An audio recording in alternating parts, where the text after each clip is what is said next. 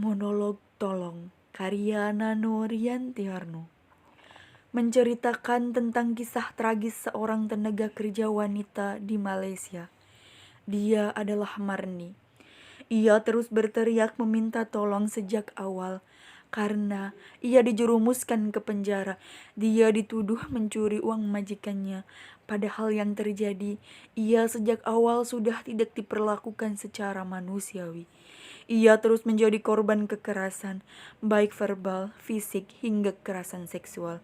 Ia ingin mengabarkan kepada suaminya yang tinggal di Indonesia, tepatnya di Goa, Sulawesi Selatan, untuk bisa mendengar dan menolongnya. Ia hampir saja bunuh diri karena akan diperkosa oleh majikannya.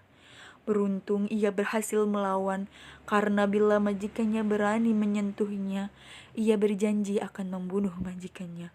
Namun sayangnya, suaranya tak didengar oleh suaminya.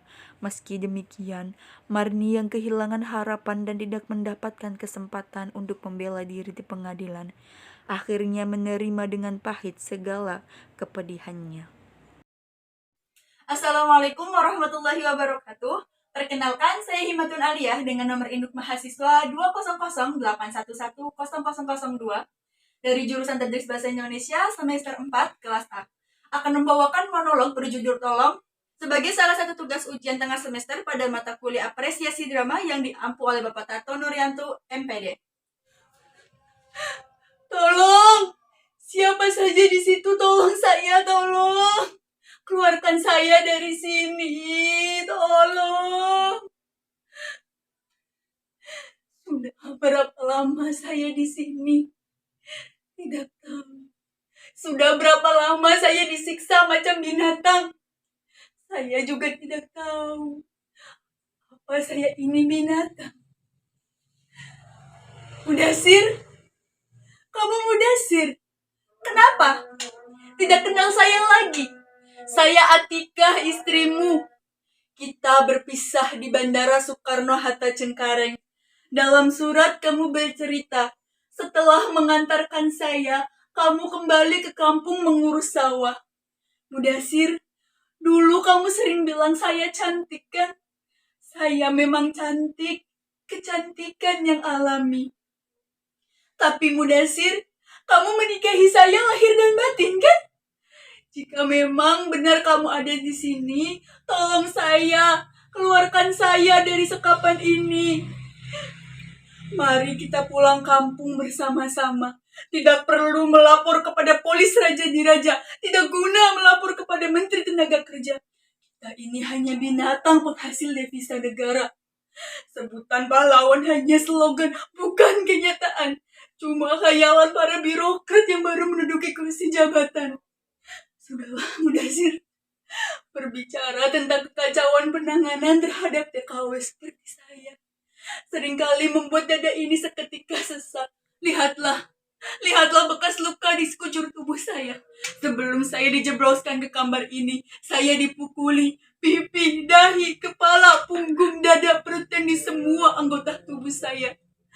Saya hanya bisa menangis dan bertanya, apa salah saya? Jawabannya hanya geraman dan teriakan, kamu indon, bajingan, bangsat, pencuri, paling tidak tahu diri. Tapi Mudasir, demi Tuhan, saya tidak mencuri. Saya memperoleh upah karena saya bekerja. Mungkin saya melupakan satu hal. Pada bulan ke-13 suatu malam, majikan lelaki mendatangi kamar saya. Nampak mabuk dia. Dia masuk ke kamar saya, kemudian berbaring di ranjang saya. Saya ketakutan, badan saya gemetaran. Dia menyuruh saya berbaring di sampingnya. Saya menolak. Saya sudah siaga. Saya siap memukul jika hal itu terjadi pada saya. Tapi untunglah hal itu tidak terjadi. Dia pergi dengan penuh amarah. Saya bersyukur kepada Tuhan karena pada malam itu tidak terjadi apa-apa atas diri saya. Saya mengunci pintu dan menangis sampai subuh. Mudasir, kemana kamu Mudasir? Kamu juga pergi meninggalkan saya. Saya sendirian. Pembunuhan. Yang saya alami bukan pembunuhan tubuh, tapi pembunuhan mental, pembunuhan politik. Kita berkali-kali dianggap sebagai binatang yang tidak punya wibawa. Tolong, tapi jangan tolong saya. Tolong kita semua. Kita berada di pinggir jurang. Tolong, tolong jangan jadikan kita ongol-ongol.